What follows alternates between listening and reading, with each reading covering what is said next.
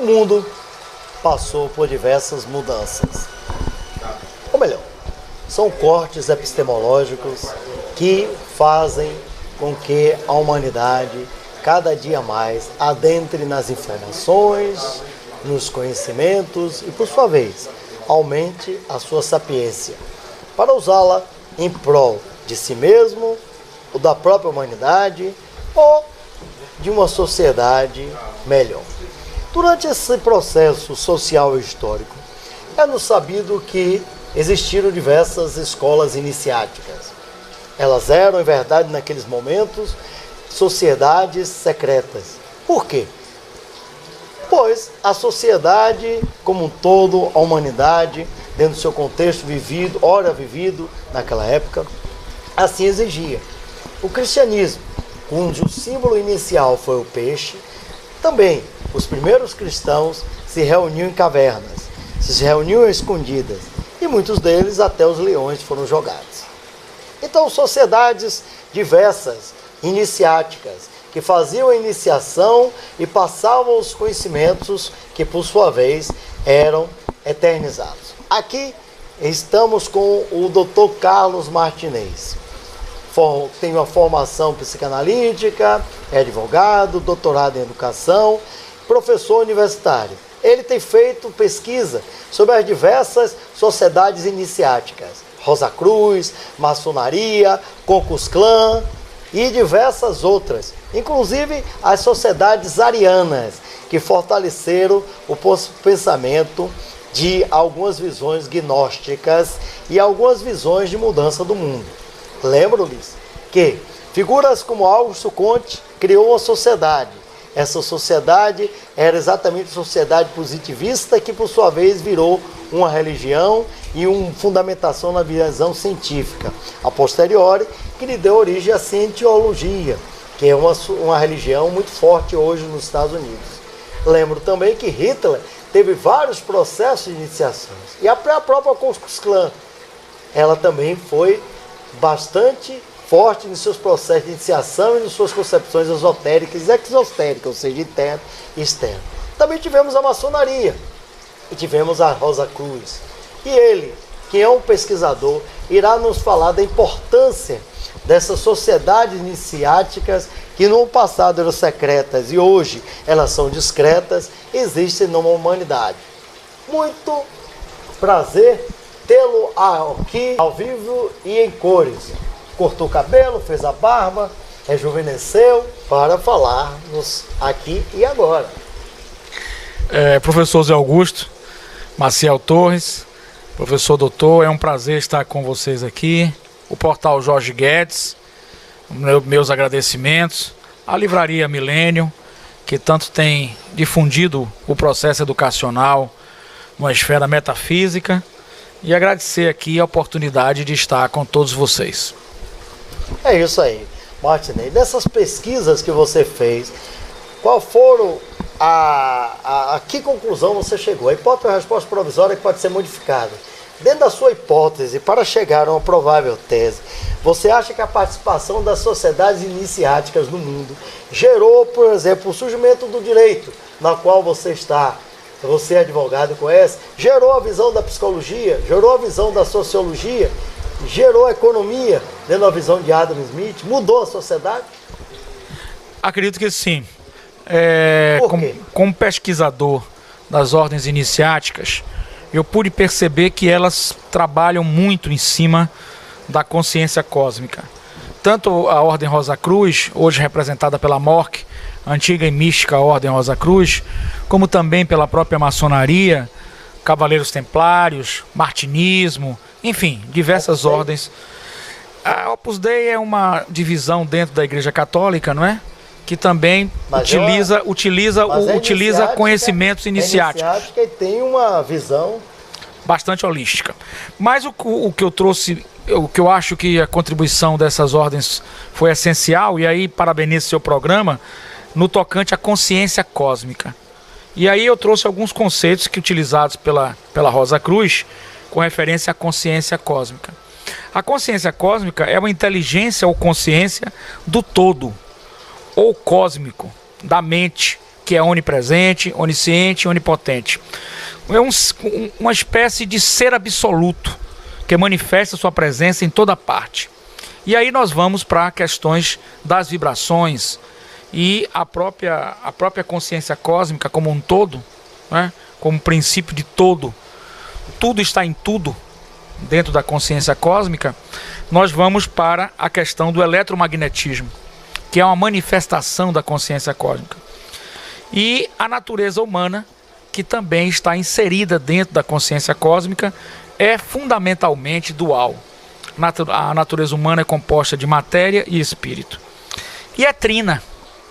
Esses conceitos são conceitos da Rosa Cruz. Ela é física, ela é mental e é anímica. Ela é física porque a sua natureza vibratória física, ela é baixa, ela é inferior, ela é mais densa.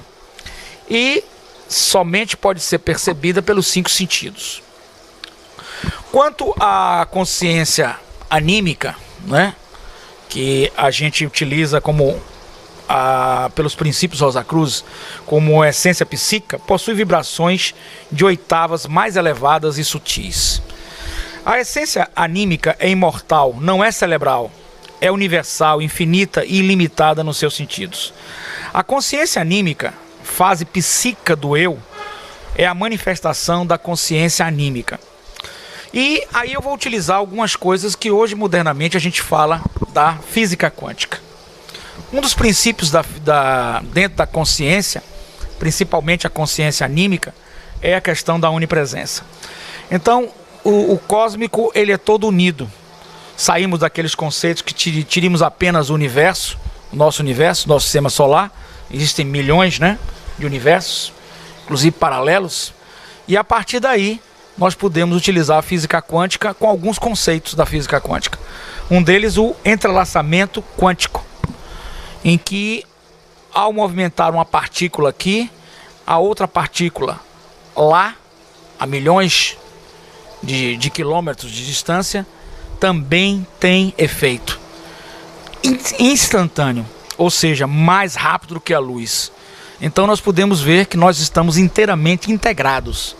Essa integração, ela vem de um contexto da consciência cósmica. E a física quântica vem desvendando isso. Nós temos na física quântica que nós, quando olhamos para alguma coisa, quando a gente olha para alguma coisa, a gente simplesmente interfere nos elétrons e nos átomos. Há uma interferência no nosso olhar. Quando nós não olhamos, é como se fosse uma onda quântica. Os elétrons mudam de posição. Como imaginar que o elétron muda de posição? Certo? E como imaginar que a matéria mais sólida que possa existir é uma partícula muito pequena e que o que existe realmente é um bit de informação, de consciência, do qual nós interferimos no elétron constantemente. Então a física quântica chega à dualidade da onda-partícula, em que ela pode estar em superposição ou pode estar apenas num ponto. Ela está apenas num ponto fixo quando nós olhamos e está em onda quântica quando nós não olhamos. Por exemplo, nós podemos afirmar que a árvore que caiu numa mata onde não tenha ninguém, ela produziu algum som? Podemos afirmar? Esse é o Koan. Podemos afirmar? Esse é o Koan. Interessante, né? Koan é uma pergunta na qual não tem-se resposta, se tem uma suposta, né, resposta, a partir de uma pergunta no qual era feito no Zen budismo. Então, na realidade, nós podemos ver... Quando você bate a palma da mão, você ouve a da esquerda, ouve a da direita. Quando você apaga a luz, você coloca onde o escuro. Verdade. Inclusive, tem uma coisa interessante, porque uma vez o professor estava dizendo que o mal não existe. Aí o aluno disse, bem, se o mal não existe, o frio não existe. Porque o frio é falta de calor. Então, a existência do mal é porque não existe o bem. Aí o professor assustou-se e perguntou o nome, como é que o senhor se chama? Ele disse, eu me chamo Albert Einstein. Ele era aluno nessa época. Ou seja, a falta representa a existência. É uma visão bem do devir e vir a ser, na qual, se você precisa do mal, que é a visão concepção maniqueísta, e a visão do taoísmo também, você precisa do mal para existir o bem, e você precisa do bem para existir o mal. Que, em verdade, o mal não existe, existe a falta do bem. Não existe o frio, existe a falta de calor. E dentro dessas concepções, nós vamos evoluindo para essa consciência cósmica, que é uma consciência, vamos falar, do presente. Ela está aqui e agora, onde não existe o passado ou não o futuro. O futuro é apenas uma expectativa nossa e o passado não existe mais, ele deixou de existir. Mas no nossa esfera mental, e aí nós podemos falar que a glândula pineal une, né, essas questões anímicas. Existem dois tipos de tempo, o kairológico e o cronológico. Na nossa esfera mental, certo, nós temos o kairos, que é exatamente o tempo individual, o tempo lógico lacaniano, o tempo em que os pessoas que são ligadas à visão eclesiástica diz o tempo de Deus. E o cronos é o tempo empírico, aristotélico. Que horas são? São 10 horas aqui, será 10 horas em qualquer lugar do mundo. Perfeito. Então, diante dessas colocações, a gente pode ver que a consciência cósmica, que vem sendo estudado principalmente pela Ordem Rosa Cruz, nas ordens iniciáticas, todas elas, se busca essa consciência que é uma consciência universal, que é uma consciência do todo. A própria maçonaria também utiliza esses estudos. São estudos, eu diria que sigilosos. Sigilosos por quê? Porque se você for numa faculdade hoje, só entra na sala de aula aquele aluno que está matriculado e que cursa aquela matéria. Evidentemente, ele pode até falar alguma coisa fora, mas os conhecimentos mais profundos ele vai guardar. Então, as ordens iniciáticas utilizam o conhecimento para ser difundido de forma genérica, mas os conhecimentos mais profundos eles passam a ser sigilosos.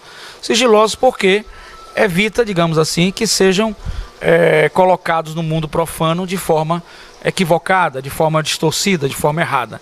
Mas com certeza hoje todos os conhecimentos das ordens iniciáticas estão ao alcance de todos. As livrarias contêm livros com ensinamentos do Egito, que correspondem à Rosa Cruz, com ensinamentos maçônicos, com ensinamento dos Cavaleiros Templários, martinistas, etc, etc. Então, falamos do entrelaçamento quântico, falamos da superposição de partículas, falamos da dualidade de partícula, ondas, né? Dualidade de partículas, e falamos de um bit de informação, pensamento, que é a intenção humana. Cientistas já comprovaram que, olhando no microscópico, um elétron, nós interferimos a atuação do elétron. O elétron sofre interferência através do nosso olhar, do nosso pensamento, da nossa visão. Então, os cientistas se perguntam e fazem testes. Nós colocamos, por exemplo, a questão da consciência com a questão da realidade. A consciência cósmica, que é a consciência que une o todo e a todos, e a questão do que nós vemos como realidade. Por exemplo, cientistas fizeram experiências de colocar um tipo de escaneamento do nosso cérebro. E nós olhávamos, o paciente era submetido a olhar uma imagem, depois ele fechava os olhos. E depois eles testavam quais são as áreas do cérebro que seria ativada. Tanto ele vendo o objeto, como ele de olho fechado, as mesmas áreas eram ativadas. Então os cientistas se perguntam, em física quântica, o que vê, o que faz com que a gente veja os objetos? São os nossos olhos ou o nosso cérebro? Sabendo que nós também interpretamos, nós temos um processo de codificação. E falando de percepção e a percepção, dentro dessa questão de consciência e dentro do estudo hoje que é a conscienciologia, que é a logia, estudo da consciência. Então, conscienciologia, cuidado, que é Evaldo Vieira, que é projeção astral. Mas a conscienciologia, me permita, professor, ela é o estudo da consciência. É conhecimento e consciência é o conhecimento de si mesmo. Conscienciologia é um termo usado por Valdo Vieira, no qual é o processo da bilocação, da projeção astral. Quando ele afastou-se de exatamente Chico Xavier, ele criou a própria visão da cientificidade dele. Aí quando você fala da conscienciologia, você fala da projeção astral, ou você está falando do estudo da consciência? Eu estou falando do estudo da consciência, porque a conscienciologia, ela é hoje considerada uma ciência. Ela não pode ser estudada por uma ou duas pessoas apenas, e sim um conjunto de pessoas. Então a conscienciologia, a logia, estudo da consciência, ela é usada. Nós temos ou não consciência? O animal tem consciência do que faz ou não? E a consciência nos leva à intenção humana. A intenção humana existe? Nós estamos vivendo no presente? Nós estamos vendo as coisas como elas são? Ou nós estamos processando, interpretando e temos uma realidade própria? Nós temos consciência de todo o nosso comportamento, seja ele verbal, seja ele emocional. Nós temos consciência quando estamos dirigindo ou nós estamos inconscientes? Então o estudo da consciência é um estudo científico mesmo, e a consciência cósmica, metafísico, vindo das ordens iniciáticas, que trabalha com o todo. O todo e a integração do todo com você. Você faz parte do todo, embora seja individualizado. Não existe você sozinho, eu sozinho. Existimos todos nós e o todo. Não existe só o nosso universo. Existe todos os universos. Existe esse conjunto. E aí nós vamos para esse entrelaçamento quântico, que as partículas são realmente alteradas instantaneamente, mesmo que elas estejam a milhões de quilômetros. Certo? Para fecharmos, nós recebemos 400 bilhões de informações por estímulos externos e somente processamos 2.000 informações. Então será que a gente vê realmente a realidade? Será que a gente tem consciência das coisas? Será que estamos conscientes do presente? Ou será que nós estamos aqui nos lembrando e vivenciando um passado ou na expectativa do futuro? A consciência realmente é um estudo muito interessante e é um estudo basilar nas ordens iniciáticas. Eu quero deixar para o professor Zé Augusto ou os ouvintes quiserem fazer alguma pergunta, eu estou às ordens. Dentro do meu modesto conhecimento, já que a verdade absoluta, na minha visão de ser, não existe. Existe apenas um relativismo do que seja uma verdade. E aí a Rosa Cruz utiliza a verdade de cada um. Chegamos ao fim de mais um programa. Ouvimos aqui a posição sapiente de Dr. Martinez, que é a opinião dele, não é uma convicção, é hipótese, a resposta provisória pode ser modificada. E aí, voltando no tempo, eu recordo de Francis Bacon, que é a primeira pessoa a classificar as ciências.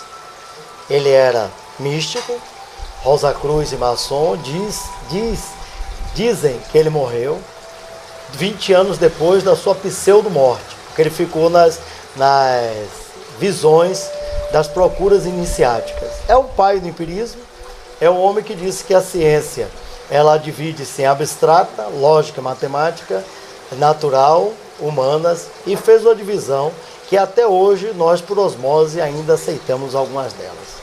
É interessante essa visão da consciência cósmica e chegamos ao final de mais um programa. E que Deus sempre nos abençoe.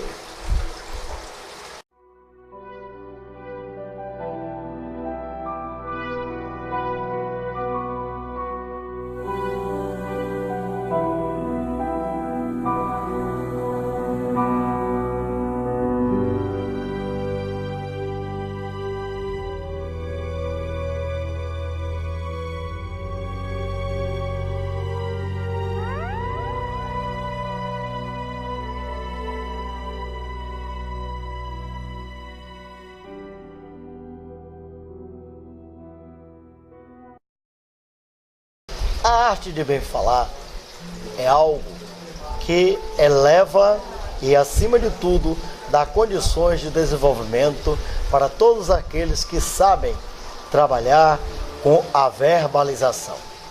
Estamos aqui com Piotr Zalgovich, por todos conhecido como Peter. Ele que possui doutoramento cursado no Canadá e concluído na Universidade de Lome de Paris, na França. Ele que é graduado em administração, autor de diversos livros, professor de pós-graduação e é um especialista na filosofia erística, na qual a essência é exatamente fazer dos vernáculos algo belíssimo para ser ouvido e, acima de tudo, usado para trabalhar-se-á tanto o sentimento humano como a razão dentro do contexto do ser humano. Piotr Zalgovich, é um prazer tê-lo aqui conosco e conversarmos sobre a visão da dialética, a visão da verbalização, a visão do uso da palavra como processo de desenvolvimento da humanidade. Bom dia, meu querido amigo Zé Augusto, é uma satisfação estar aqui. Aos nossos queridos ouvintes também, o nosso bom dia. É realmente um assunto fascinante.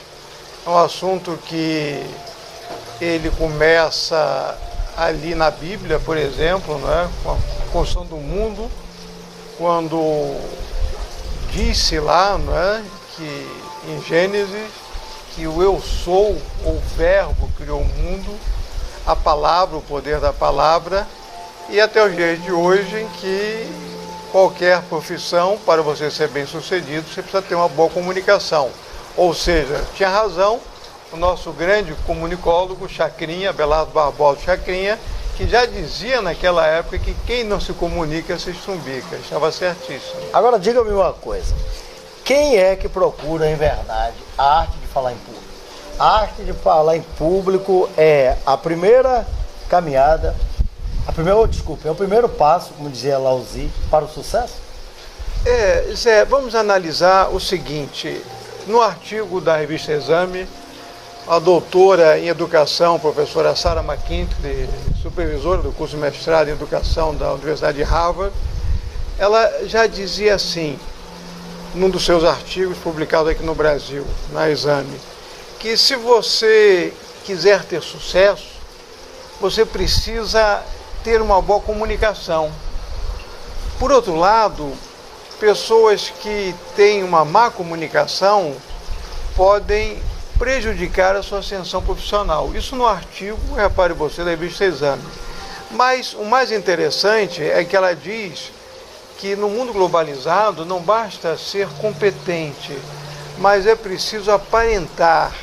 A sua competência depende da sua relação com o outro, de como você é percebido pelo outro. Então, nesse sentido, a comunicação hoje, o poder da oratória, é muito procurado por gestores, por advogados, por acadêmicos, todos esses querendo melhorar a sua comunicação, porque, concluindo, já dizia Demóstenes na antiguidade, que não basta ter o que falar, é preciso saber como dizê-lo. Então a arte oratória está nisso, no saber como falar. Eu lembro-me que, historicamente, na Grécia Antiga, nas ágoras, no mercado aberto, era o processo da dialética, troca de ideias, que fazia o diferencial. Toda a concepção da filosofia, ela é, em verdade, nascida a partir de Tales de Mileto, mas é em Sócrates que há um rompimento, né? Porque Sócrates sai da visão cosmológica para a visão antropocêntrica, né? E passa a observar o homem, e a posteriori, Sócrates nada descreve, mas a posteriori, Platão, que era Aristóteles, o seu nome, e Aristóteles, que faz toda a concepção da formação da visão, digamos assim, da aplicabilidade da dialética e ao mesmo tempo da concepção de lógica. Isso nós encontramos durante toda a história, inclusive foram os discursos belíssimos, foram as colocações persuasivas que fez Hitler chegar ao poder. Você acha que nos dias atuais é semelhante aos processos das ágoras antigas, nas quais os homens usam da palavra para ter sucesso e ter poder e, acima de tudo, autoridade dentro do contexto da sociedade? Sim, Zé, repare que na antiguidade, não é, já na época de Protágoras, pré-socrático, Protágoras e Gorgias, que começa com sofistas, antes mesmo também o caso de Heráclito, que já falava do logos, que é a palavra contextualizada, a razão, conhecimento. E aí você tem um detalhe muito interessante, surgimento da palavra os dançarinos do Doxa. Doxa, nós sabemos, significa opinião em grego. É, a saída do doxa para episteme, a saída da opinião para a ciência. E os dançarinos... Os socráticos usados por Platão. Exatamente. Os dançarinos do doxa, eles se comunicavam não só com a palavra, mas com a voz, com o corpo, com toda essa metacomunicação que é muito forte, porque hoje estudos da Universidade da Califórnia em Los Angeles, UCLA, né, que foi herdeira da Escola de Frankfurt na Alemanha, ela coloca que o impacto